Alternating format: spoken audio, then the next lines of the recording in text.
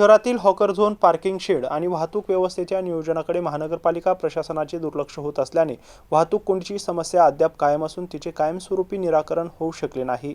शहागंज, चमन चौक, शहागंज मंडई आणि मंजरपुरा या भागात दररोज होणाऱ्या वाहतूक कोंडीमुळे नागरिकांना मोठ्या अडचणींचा सामना करावा लागतोय।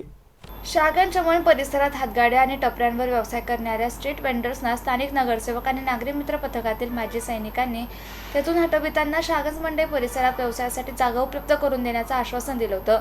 मात्र त्या आश्वासनाची पूर्तता करण्यात आली नाही।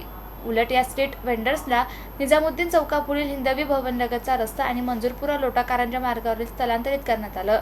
या निर्णयामुळे शहागंज चमन परिसरात वाहतुकीचा ताण काही प्रमाणात कमी झाला असला तरी हिंदी भवन रोड आणि मंजूरपुरा लोटा कारंजा मार्गावर वाहतूक कोंडीच्या तक्रारी वाढल्या।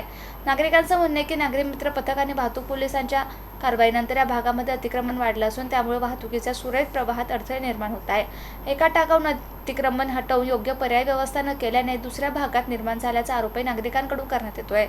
महापालिका प्रशासन, वाहतूक पोलीस आणि लोकप्रतिनिधींनी या प्रश्नाचं कायमस्वरूपी निराकरणासाठी ठोस आणि प्रभावी पावले उचलावीत अशी अपेक्षा व्यक्त केली जाते।